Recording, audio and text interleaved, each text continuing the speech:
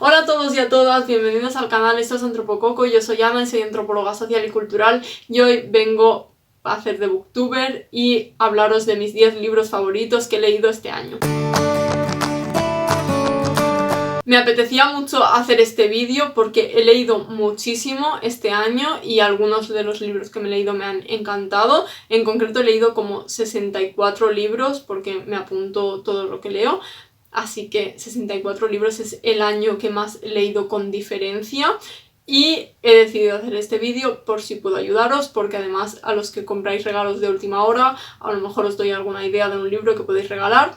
Así que no me enrollo más y empiezo. Dentro del top 10 hay libros de antropología, pero no he leído todos los libros de antropología que me gustarían este año. Aún así, hay algunos que han entrado en el top 10. El primer libro del top 10 es Por si las voces vuelven, de Ángel Martín. Para mí este libro no es solo el favorito que he leído este año, sino que es uno de los mejores libros que he leído, no solo por cómo cuenta la historia el autor, sino también por las ideas que te aporta para que puedas aplicar en tu vida. Yo este libro no lo he leído en formato físico, sino que lo he escuchado en formato audiolibro. Yo creo que por eso este año también he leído muchísimo más, porque me he aficionado bastante a los audiolibros con Storytel. Esto no es patrocinado ni nada, ya me gustaría, pero me he aficionado muchísimo a los audiolibros y me encantó escucharlo porque además lo narra el propio autor y es su autobiográfico, así que está como muy bien adaptado al audiolibro y me ha encantado. Este libro es un relato escrito en primera persona por Ángel Martín, en el que nos explica cómo sufrió un brote psicótico y acabó siendo ingresado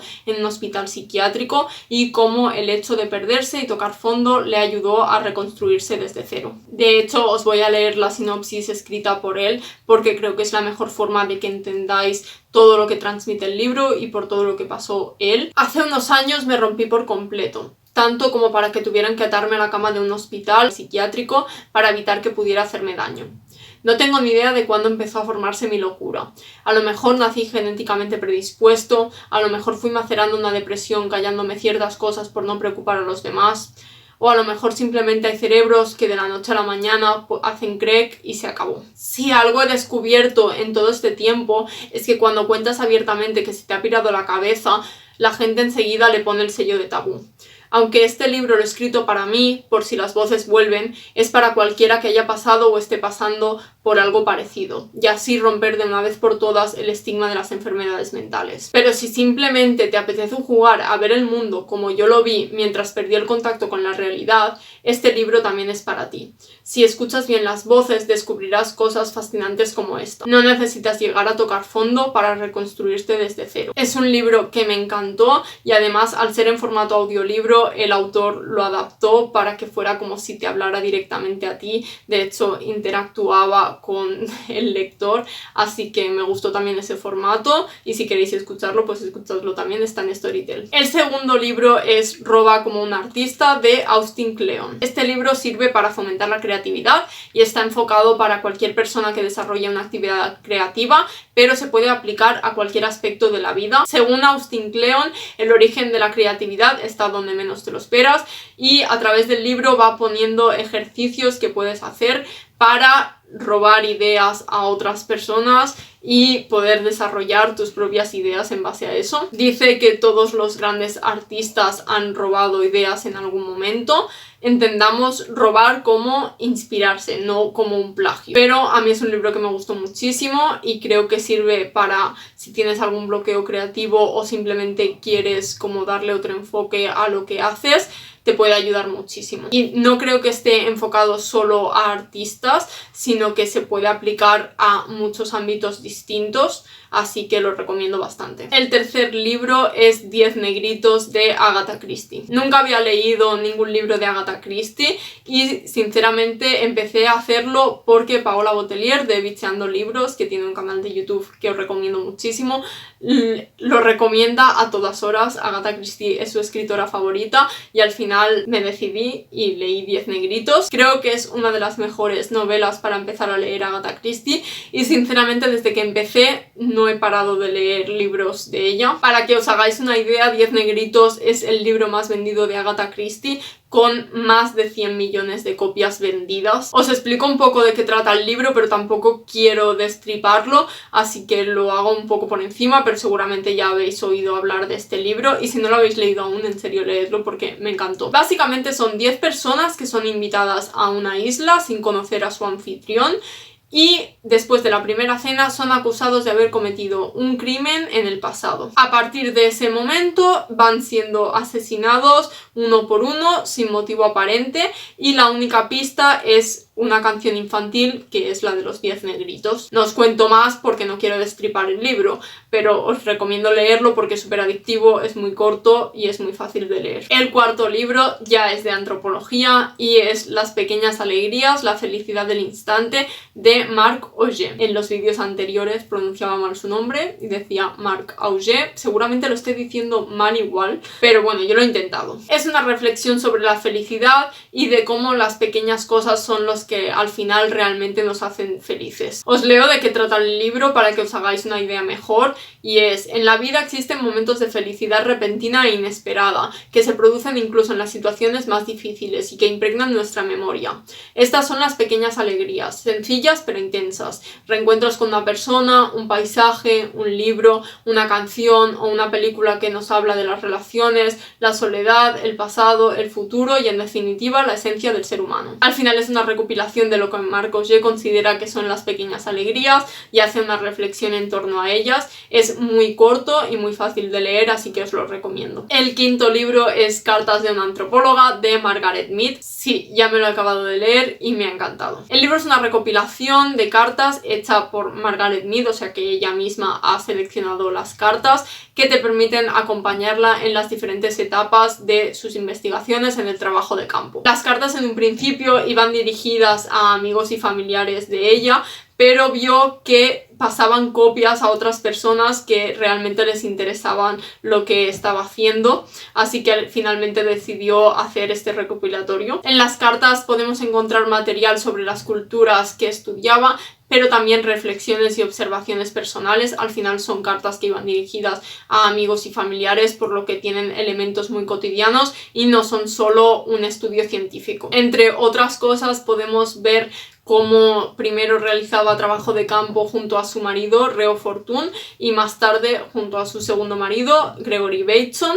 También hay cartas dirigidas a Franz Boas o a Ruth Benedict, pero bueno, sobre esas cartas y esas reflexiones ya hablaré en otro vídeo. Y hay cartas escritas desde muchos lugares distintos, como Bali, Samoa o Nueva Guinea. Es un libro que disfruté muchísimo leyendo y lo encontré de segunda mano porque ya no lo editan, así que os dejo el link a la página web donde yo lo encontré, porque hay diferentes sitios y depende de donde lo pidáis, los gastos de envío salen más a cuenta en un sitio que en otro, pero bueno, os lo dejo en la descripción. El sexto libro no es un libro en sí, pero quería incluirlo porque la verdad es que es algo que me ha gustado mucho este año, y son las tiras cómicas de Mafalda, que dibujaba Quino. En realidad se llamaba Joaquín Salvador Lavado, pero su alias de dibujante es Quino y es como lo conocemos todos. La verdad es que yo nunca había leído a Mafalda y me ha encantado. Mafalda son tiras de prensa argentinas ilustradas por Quino. Mafalda es una niña que refleja los valores de la clase media argentina y de la juventud progresista. En muchas de las tiras se muestra preocupada por la paz mundial y por el futuro de la humanidad,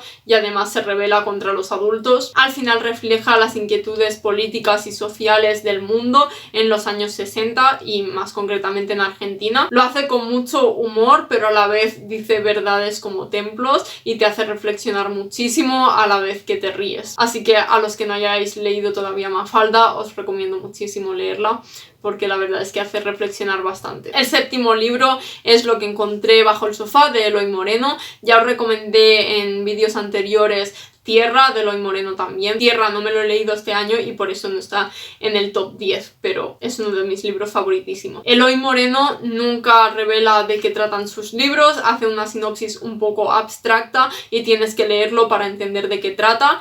Pero os voy a decir que a mí me hizo pensar muchísimo sobre la corrupción humana. Además está ambientado en Toledo y tal y como transmite la ciudad y como te explica algunas leyendas de la ciudad, es que te hace venir muchísimas ganas de ir allí. Como él mismo nunca quiere explicar de qué tratan exactamente sus libros, os leo la sinopsis que él mismo ha escrito para no desvelar nada que no tenga que explicar. ¿Qué ocurre al mover un sofá y al mover una vida? Quizás encuentres objetos o personas que ya habías olvidado, un calcetín que se quedó sin pareja o una pareja a la espera, esquirlas de otra vida, o uno de esos secretos que te obliga a pronunciar la frase que lo cambia todo: tenemos que hablar. ¿Y si movemos una sociedad? Entonces uno se da cuenta de que vivimos en un lugar con demasiados gusanos para tan poca manzana, pero también un lugar donde al observarnos descubrimos que somos los primeros en hacer aquello que tanto criticamos. Bueno, como os he dicho, trata sobre la corrupción humana y no digo más, leedlo y sabréis de qué trata. El octavo libro es Tu mundo y el mío,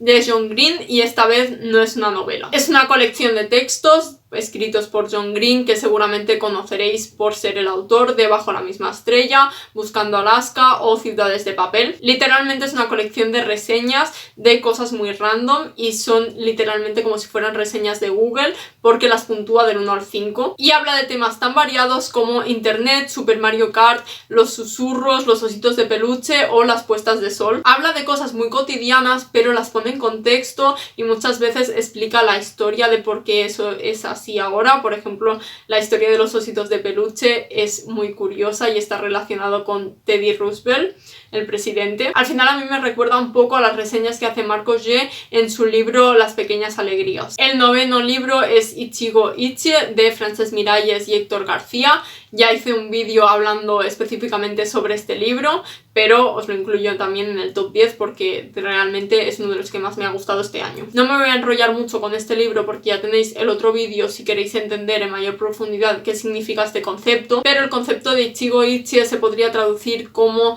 que lo que estamos viviendo no se va a volver a repetir nunca más y que por ello hay que valorarlo como si fuera un tesoro único. Al final lo que me gustó mucho de este libro es que te ayuda a entender que cada instante es único y pararte a reflexionar y vivir un poco más en el presente. Y el último libro de este top 10 es La ola, de Todd Strasser. Seguramente ya habréis visto la película y sí, el libro y la película cuentan la misma historia, aunque la película está adaptada para que sea más cinematográfica, así que hay algunos matices que no son del todo acordes a lo que pasó en realidad. Yo es una película que vi muchísimo en el instituto porque cuando los profesores les da por algo la ponen una y otra vez, pero eso no quita que sea una película buenísima y muy necesaria de ver, quizás no 5 veces, pero os la recomiendo ver si no la habéis visto, y el libro por supuesto también. Es una historia basada en hechos reales y sucedió en 1969 en un instituto de California. Un profesor comenzó un experimento con sus alumnos en el que creó un movimiento llamado La Ola. El objetivo del experimento era ilustrar el auge del nazismo en Alemania y todas las consecuencias terribles que eso acabó provocando. Él creía que tenía el experimento bajo control, pero no fue así. Se le fue muchísimo de las manos y en el libro podemos ver todas las consecuencias que trae consigo este experimento. Al final es una forma de ver cómo la historia, si no se conoce, acaba repitiéndose otra vez. A mí me puso los pelos de punta, la verdad. Es un libro que recomiendo muchísimo leer porque te hace ser muy consciente de todas las consecuencias que puede tener algo así. Soy la Ana de la edición y me acabo de dar cuenta de que no había despedido el vídeo, así que nos vemos muy pronto.